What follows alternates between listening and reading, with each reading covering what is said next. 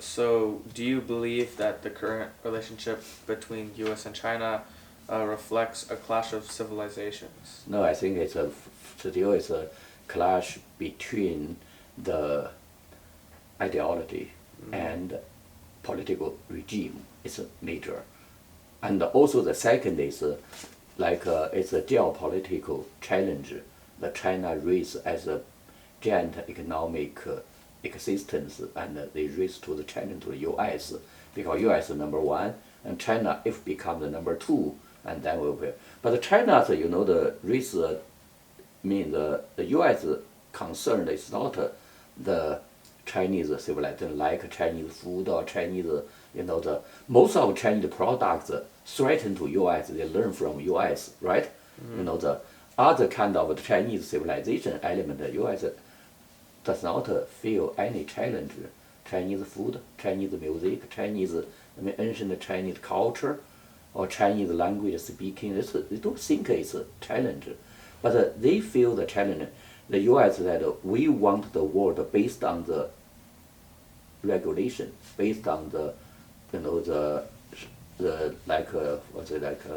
what's the Chinese, the English term, like the universal value, like human rights, democracy, but China does not recognize it. So, and also when China has some conflict with Taiwan, the U.S. like to negotiate each other, but China want to use a weapon, use a military way to serve the conflict. So it's a major challenge. But that kind of challenge not from civilization, but civilization does influence the two countries thinking about, especially strategic thinking about the conflict between two countries. For example, China focus a long-term influence. They build up some kind of base, some kind of soft power in the long term. But the U.S. always focus to the short-term challenge, short-term conflict. It's because the U.S. In U.S. regime, accountability is a very important concept to the politician. One, your president only have 4-year term. In the 4 years, they have to set down everything people ask them to do. But in China, Xi Jinping is a life term leader, dictator. So he can control everything, no check, no balance, and so he can, think about the strategic issue in 20 or 30 years. So it's civilizations, also as a regime, but the China like the long-term thinking. So you're saying that the U.S. and China primarily.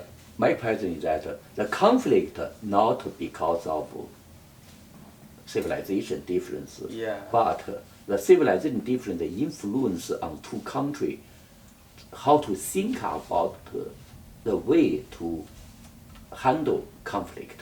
So their morals and ideologies conflict each other? No, there's no moral. Nobody like war.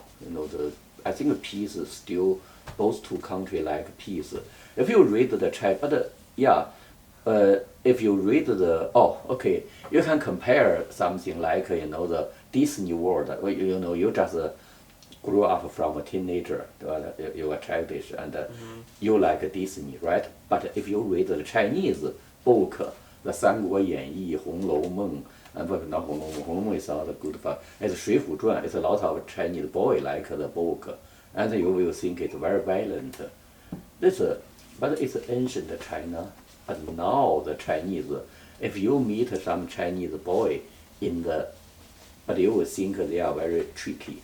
But the tricky is not the civilization.